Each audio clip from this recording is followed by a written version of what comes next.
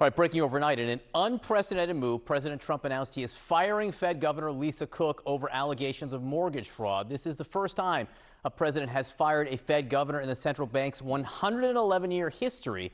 Cook has not been charged with any crime. This has huge implications in politics, law, and the economy. CNN's Matt Egan here to explain it all. Good morning, sir. Yeah, good morning, John. Look, we are living through this historic clash between a norm-shattering president and a central bank that fiercely protects its independence. And all sides agree that there's so much at stake here when it comes to the economy, the cost of living, and the future of the Fed itself. So the latest drama is the fact that the president announced last night that he has fired Lisa Cook, who is a Biden-nominated governor at the Fed. She's the first black woman on the Fed board. Now, Trump officials say this is about mortgage fraud, alleged mortgage fraud.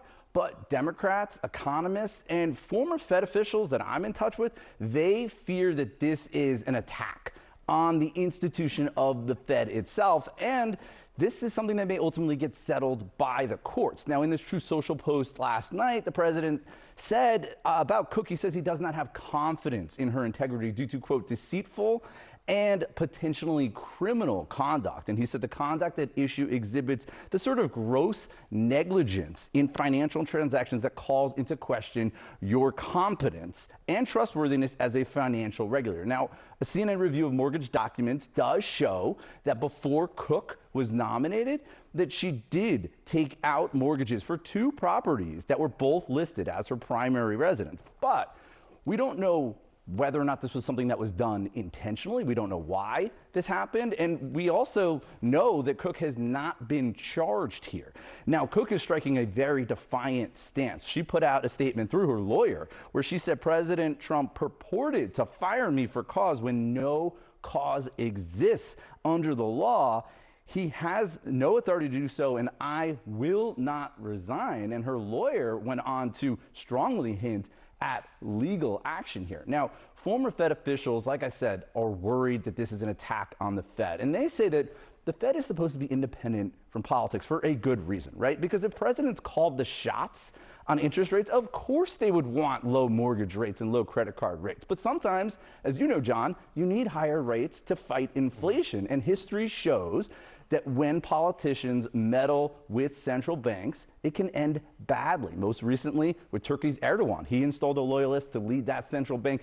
They had runaway inflation shortly thereafter. So again, there is so much at stake here. And again, if she's removed and the president gets to appoint a new person, that'd be another 13 years left or so on her term. Politico calls it a vice-like grip President Trump would have on the Fed. Matt Egan, thank you very much. Danny?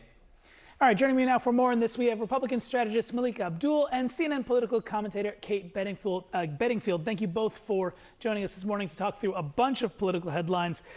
Kate, I want to start with you, though, on this news on Cook here. The administration accusing her of allegedly committing mortgage fraud. Again, she's not been found guilty of any crime at this point. Kate, what do you think the political fallout from this might be?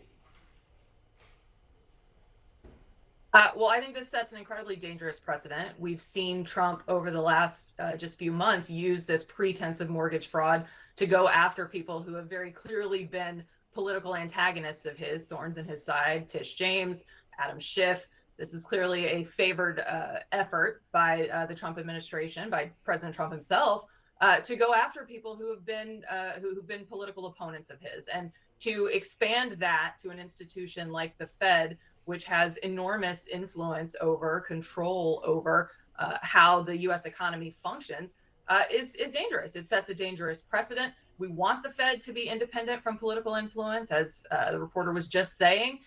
A president who can make political decisions over fiscal policy is not necessarily going to make the best long-term economic decision. They're going to make whatever they think the best short-term political decision is for them. And that's not a successful way to run an economy. So I think there's enormously dangerous precedent here. I think there will be significant political pushback from Democrats, but also I expect from independents, from moderate Republicans who say this isn't the way that we want to run this country. Malik, what's your take on this issue? Do you think this sets a dangerous precedent, like Kate said?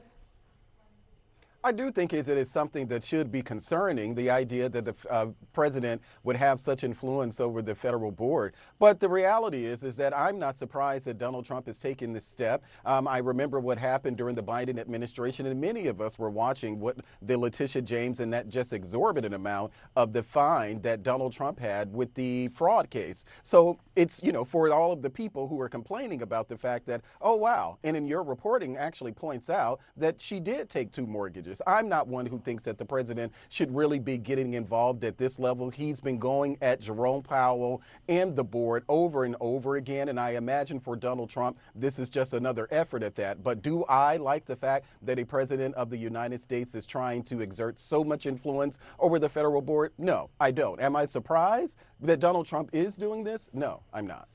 Well, and as our experts say, this will likely end up being decided in court, perhaps soon.